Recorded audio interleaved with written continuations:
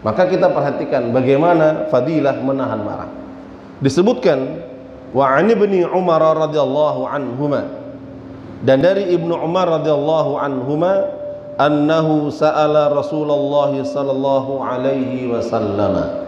Dari Abdullah bin Umar, dia bertanya kepada Nabi. Apa yang dia tanyakan kepada Nabi? Ya Rasulullah, ma yuba'iduni min ghadabillahi azza wa jalla.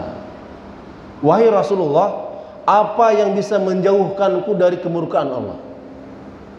Ya Rasulullah, tunjukkan kepadaku sesuatu yang bisa menjauhkanku dari murka Allah Subhanahu wa taala. Ternyata Rasul mengatakan, qala la taghdab.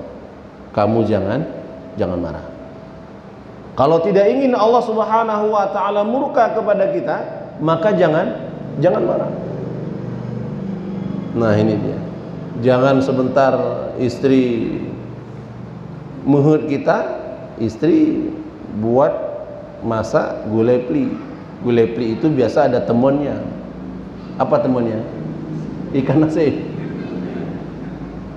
Begitu masak gulai pli, sudah tidak dimasak ikan asin, marah kita. Marah-marah. Hai lu macam-macam marah, kemudian dibanting apa yang ada. Kalau sudah seperti ini, Allah akan murka kepadanya. Nah, dan banyak hal yang lain. Maka disinilah kita wajib mengelola hati. Disinilah mujahadahnya. Ternyata masuk surga itu hal-hal yang ringan, tapi berat untuk kita lakukan. Menghindar dari murka Allah, cukup jangan marah. Kalau tidak mau dimarah Allah, maka jangan marah kepada hamba Allah. Nah ini, kalau tidak mau Allah marah kepada kita, maka kita jangan marah kepada hamba Allah dan manusia yang lain. Maka kita perhatikan, ya, disebutkan, ya, di dalam hadis yang lain, ya, disebutkan dari Jariyah bin Qudamah, an Jariyah bin Qudamah, anna rajulan qala, sesungguhnya ada seorang laki-laki yang berkata kepada Rasulullah, ya Rasulullah, qul li qawlan wa aqlil la'alli a'ihi. Ya Rasulullah, ucapkan kepadaku satu perkataan dan sedikitkan, ringkaskan perkataan itu agar aku bisa menjaganya, agar aku bisa mengingatnya. Jangan panjang-panjang nasihatnya. Ini datang seorang laki-laki kepada Rasulullah. Nasihatkan kepadaku satu perkataan seringkas mungkin yang aku bisa terus menjaganya. Kemudian Rasul tetap mengatakan, la taghdab, kamu jangan marah. Ternyata Rasul juga mengatakan jangan marah. Hadis dari Imam Ahmad wa Ibnu Hibban fi sahihihi. Hadis ini dari Imam Ahmad, begitu pula Ibnu Hibban, dan di dalam kitab sahihnya.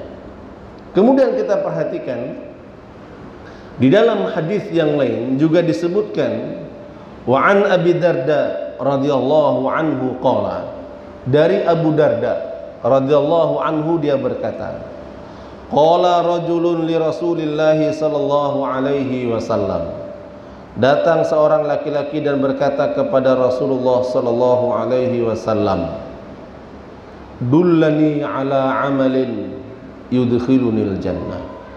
Wahai Rasulullah, tunjukkan kepadaku satu perkataan, tunjukkan kepadaku satu amalan, yang amalan itu akan memasukkanku ke dalam surga. Tunjukkan kepadaku satu amalan, yang amalan itu akan memasukkanku ke dalam surga. Kita perhatikan, ternyata Rasul mengatakan, qala Rasulullah SAW, la taghdab walakal jannah. Subhanallah. Rasul mengatakan, kamu jangan marah. Kalau kamu tidak marah, maka walakal jannah, kamu pasti masuk surga. Mudah masuk surga. Jangan marah. Ada sesuatu yang menjadikan kita emosi, tahan diri. Ya, walaupun memang ketika kita menahan, bagaimana ini hak kita. Perhatikan, ketika kita tidak mampu mengendalikan emosi, maka yang datang adalah keburukan.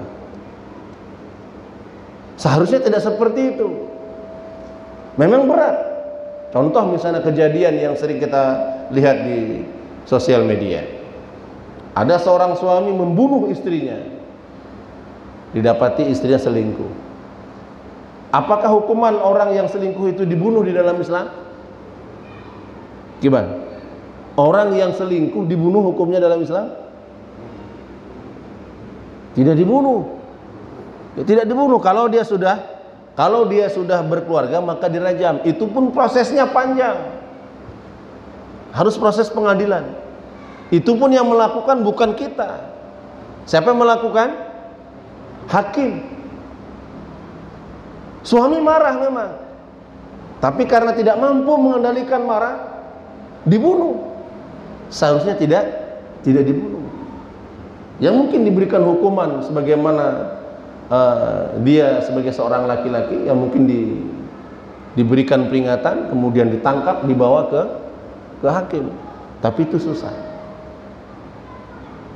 Dalam kondisi seperti itu bagaimana harus kita lakukan?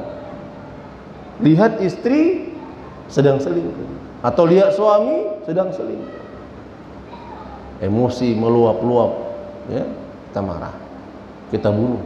Itu kejadian kita baca di koran.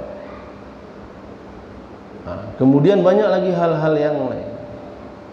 Ketika haknya tidak didapatkan, ya, dia berhutang ataupun dia memiliki hutang dari si fulan, kemudian si fulan sudah menagihnya, ya, ketika ditagih dia tidak ada uangnya, karena dia marah ditagih-tagih terus, dia bunuh orang yang sudah memberikan pinjaman kepadanya. Atau sebaliknya, ada orang berhutang dengannya, kemudian ditagih tidak dibayar, marah dia, sudahlah kalau tidak bayar besok kamu saya bunuh. Ternyata betul dibunuh. Apakah begitu hukumannya? Apakah hukuman orang yang tidak bayar hutang dibunuh? Nah, inilah dia yang menjadikan ketika kita tidak mampu menahan marah, maka kita tidak akan masuk surga. Tapi kalau kita mampu menahan marah, insya Allah walakal jannah, kita akan masuk surga. Nah ini